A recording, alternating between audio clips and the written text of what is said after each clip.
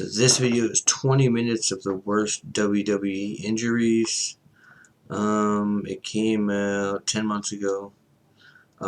Tap out corner.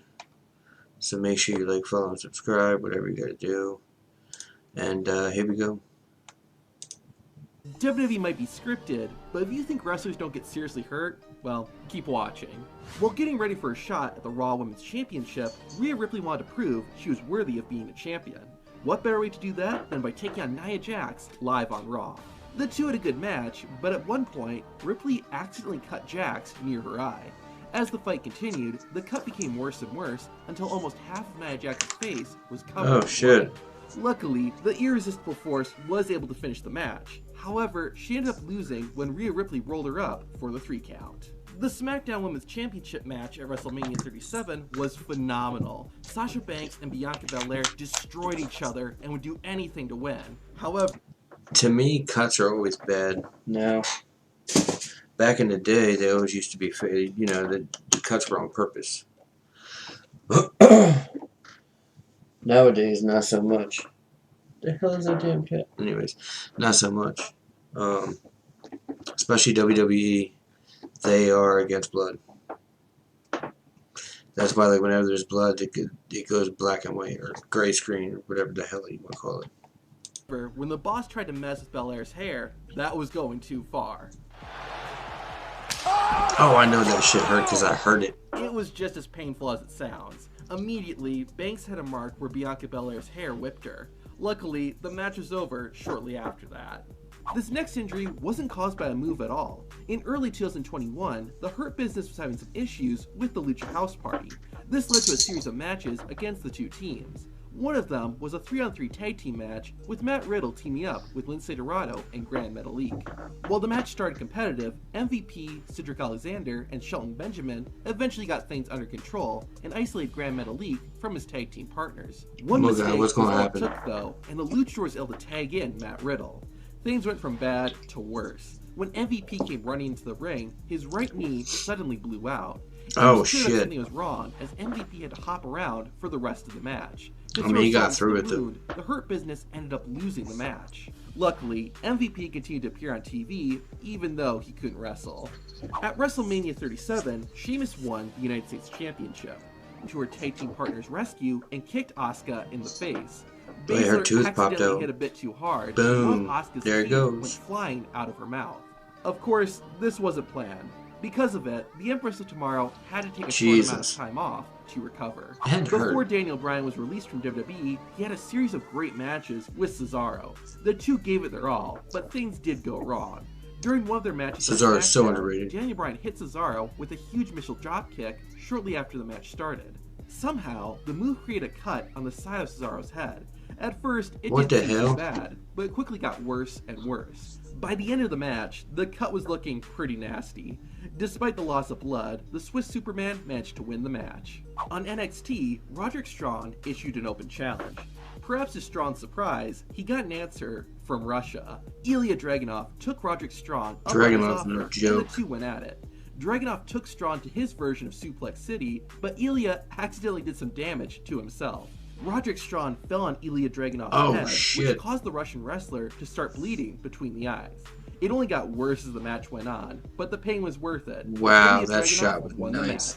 The cut was so bad, however, that Dragunov needed stitches afterward. Be prepared to cringe in 3, 2... That fucking hair, During a 16 tag team match on Raw, Lynch started messing with her opponent, Bianca Belair's hair. As you just saw, it didn't work out well for Becky. Moments after the hair whip, a huge red mark formed on Lynch's stomach. It didn't put Becky Lynch out of action, but that had to hurt. The next time Becky and Bianca faced off in the ring was at WrestleMania 38. Unfortunately, someone suffered a nasty injury during this match too. At one point, it looked like Becky was trying to perform a vertical senton. Something was off, and the only thing that connected was Becky Lynch's boot with Bianca Belair's face. Despite the painful accident, Belair continued the match and ended up winning the Raw Women's Championship. I bet that hurt. It looked like Bianca was fine, but the next night on Raw, we saw look at the eye. Of Belair's Her left eye looked terrible, but despite that, Bianca Belair was still in good spirits. Hopefully this doesn't mean that 2022 is cursed, but the very first WWE match of the year had someone getting injured. Cesaro and Ricochet were facing off against Sheamus and Ridge Holland during the Day 1 kickoff show. Only about a minute into the match, and Cesaro flipped Ricochet onto Ridge Holland. Unfortunately, Ricochet's boot landed on Holland's face. Oh, God. Ridge soon tagged out and wasn't seen for the rest of the match. We learned later that the botched move broke Ridge Holland's nose. Thankfully, it wasn't too serious, and Ridge Holland was wrestling again soon. But in a scary coincidence, Ridge would later botch a move that could have ended someone's career. While teaming with Sheamus, Ridge Holland was in a match with Kofi Kingston and Big E. Holland and Big E were fighting on the outside, leading to Ridge with an overhead belly-to-belly. Boom, he landed right on his head. Big E didn't get high enough, causing his head to land on the floor. It was incredibly scary to see, and the accident caused It's good to see he's recovered. After getting medical attention, it was thankfully discovered that Big E's spinal cord wasn't injured and he would not need surgery. However, as of right now, E has not wrestled since that match. Drew McIntyre began 2022 by feuding with Happy Corbin and Madcap Moss. Their rivalry went on for a few months and included a match at Elimination Chamber. At the event, McIntyre took on Moss in a Falls Count Anywhere match. Even though they could fight anywhere, the most painful moment of the match actually happened in the ring. The match had only been going on for a few minutes when Drew McIntyre planned Madcap Moss with an Alabama slam. Oh, right on his head. Because Madcap landed head first on the mat. The most shocking part is that Madcap Moss walked it off and continued the match. Oh my the God, thing dude. Didn't happen. In his WrestleMania debut, Rick Boogs had the huge honor of being part of the opening match. Boogs teamed up with Shinsuke Nakamura to challenge the SmackDown Tag Team Champions, the Usos. Shinsuke started the match, but after a bit of fighting, tagged out with Rick Boogs. Rick was running wild, but his rampage came to an abrupt stop when his knee suddenly gave out when he lifted both Usos on his back. Rick Boogs quickly tagged out with Nakamura. It turned out that Boogs tore his quadricep and hasn't been in action since the injury. In February 2022, Randy Orton and Matt Riddle found themselves in a tag team match against the Street Profits on Raw. The match was going smoothly until the finish. Montez Ford performed his signature frog splash on Orton, but Ford's position was off and he landed on Randy's shoulder. The Viper was clearly in pain after the botched move, but thankfully it wasn't anything serious. On SmackDown, Natalya took on Shayna Baszler in a one-on-one match, but Ronda Rousey was in Baszler's corner. Baszler didn't need any help though, as she's able to beat her opponent on her own. After the match though, Rousey told Shayna the job wasn't finished yet, leading to the Queen of Spades nailing Natalya with a knee to the face. The move actually did connect though, and Natalya's nose was broken and bleeding. Unfortunately, the accident actually dislocated Natalya's nose, and it required her to undergo surgery. Let me tell you something. Natalya is one of those once-in-a-lifetime wrestlers. She's been there forever doing this. And she is a hell of a locker room leader. And she can take that punishment. She's, yeah. SummerSlam 2022 kicked off with Becky Lynch challenging Bianca Belair for the Raw Women's Championship, which was a rematch from WrestleMania 38, which was a rematch from the previous year's SummerSlam. However, only about 3 minutes into it, Becky fell on her right shoulder. The landing caused Lynch's shoulder to pop out of its socket, and it was clear Becky was in pain as she kept checking on it throughout the match. The injury became more and more visible as the match progressed. Hold on, go back. As she kept checking on it throughout the match. The injury... Wow, right there. Holy shit. That looks painful. Became more and more visible as the match progressed, but Lynch didn't let it stop her, and she got the job done. In November 2022, R-Truth wrestled his first match on NXT since 2011. Oh shit, R-Truth wrestling? But it turned I haven't out seen R-Truth wrestle in years. During the match, Truth performed a somersault to his opponent on the outside. Truth clipped the top rope though and didn't jump far enough, causing him to crash hard onto the floor. The former 24/7 champion grabbed his left leg, and the referee soon called off the match, and R-Truth was helped backstage. It was later found out that the accident tore Truth's quad, and he needed to undergo surgery. One of the defining images of 2022 was Cody Rhodes' gruesome torn pectoral muscle. But how...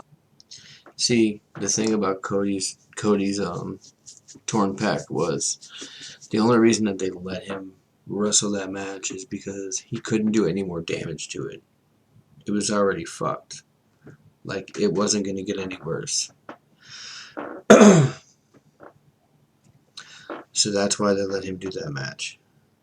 How did he actually get injured? On the Raw before Cody's Hell in a Cell match with Seth Rollins, Rhodes and Rollins got into a brawl. During the fight, Cody tore his right pectoral tendon. That was bad enough, but a few days later, while weight training, Rhodes tore the tendon completely off the bone. That's why the injury looked so bad when fans saw it at Hell in a Cell. It does look so bad. The reason WWE allowed Cody Rhodes to wrestle was that he couldn't do any more damage. Nevertheless, the injury sidelined Cody Rhodes for the rest of the year. This injury was pretty unique. On Raw in June 2022, Alexa Bliss, Liv Morgan, Rhea Ripley, and Doudrop fought in a fatal four-way match. The winner got to face Bianca Belair at Money in the Bank for the Raw Women's Championship. That was a pretty good match. At one point in the match, Morgan gave Bliss a kick to the gut, which caused Alexa to DDT Ripley. What actually hurt Rhea, though, was her own knee. Ripley's boot got caught on the rope, which caused her face to collide with her leg. It didn't seem so bad until Rhea Ripley showed a picture of the damage the accident caused to her mouth. On top of that, the injury also gave Ripley a concussion. Thankfully, after about a month on the sideline,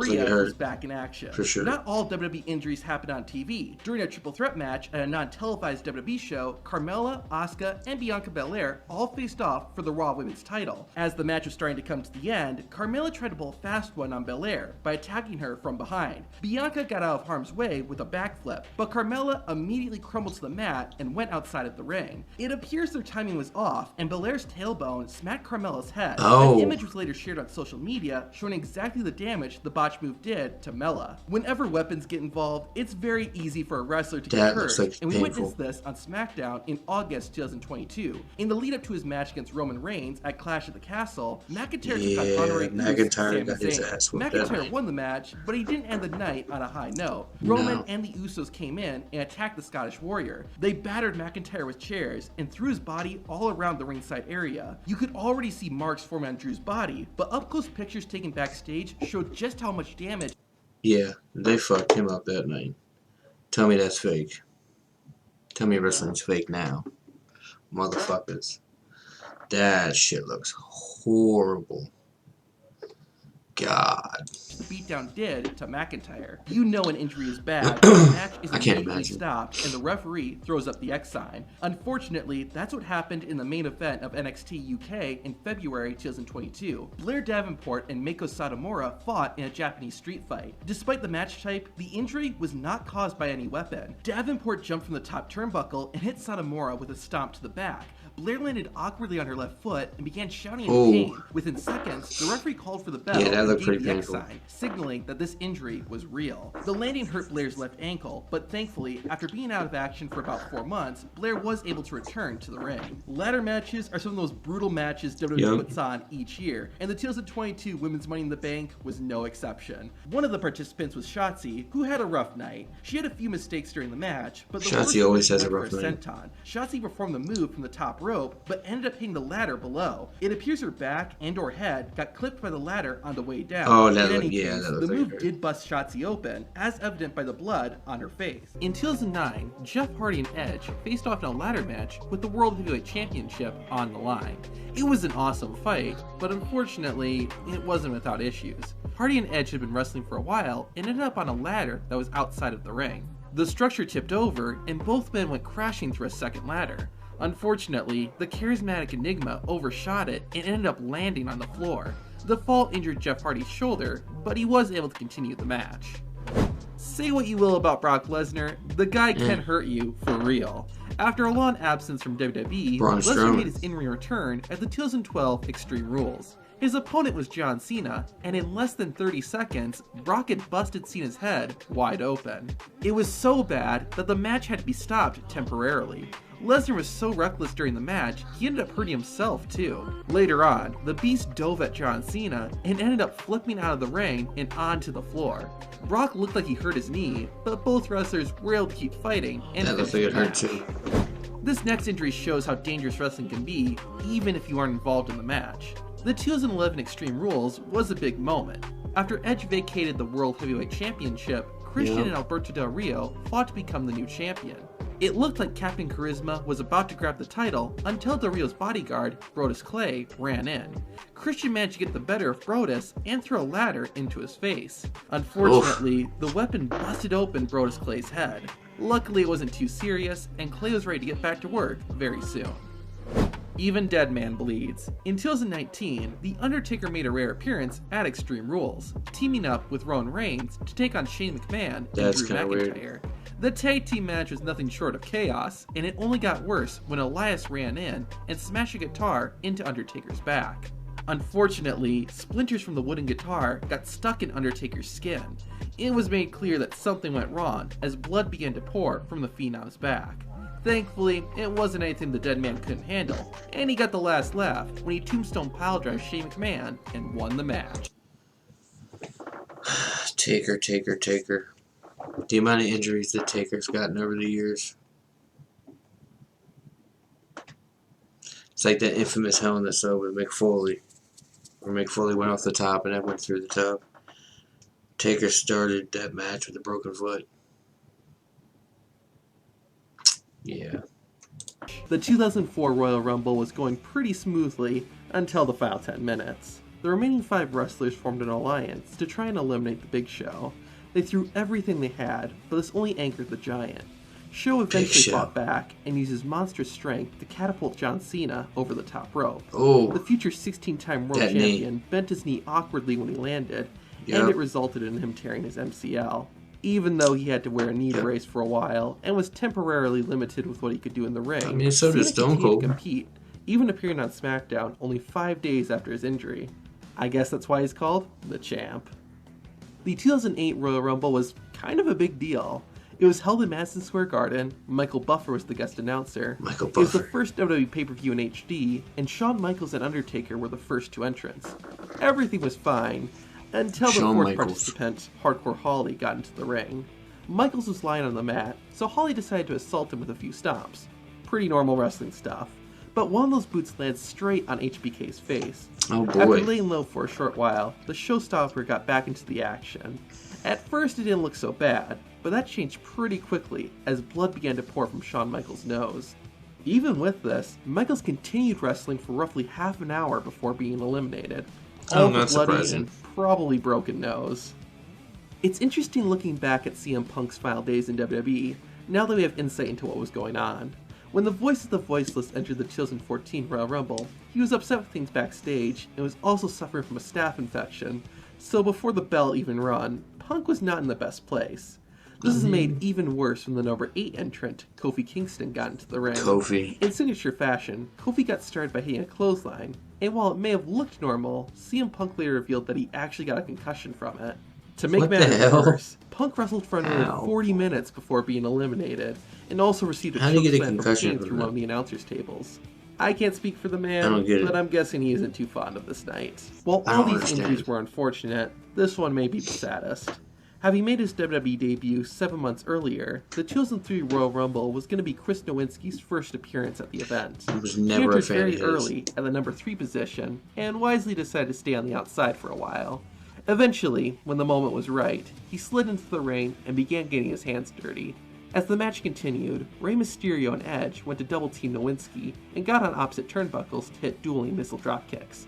However, their timing was off, and Edge ended up landing on the Harvard graduate's head. Yeah, he got his face. You can tell Chris Nowinski was in pain, and thankfully, he was eliminated not long after.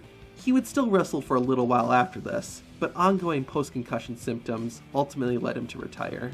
After his classic rivalry with Bret, Stone Cold began feuding with another member of the Hart family, Owen. After squaring up in tag team matches, one of the most notorious injuries ever in the history of wrestling. At the 1997 SummerSlam.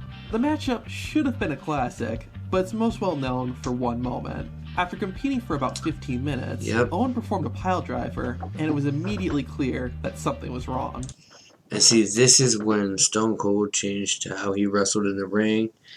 And if he didn't have to change how he wrestled in the ring, he wouldn't have changed his character. I really feel like if this didn't happen, he wouldn't have been the against the boss kind of guy and like against corporate whatever. I think this injury is actually what made him Stone Cold Steve Austin.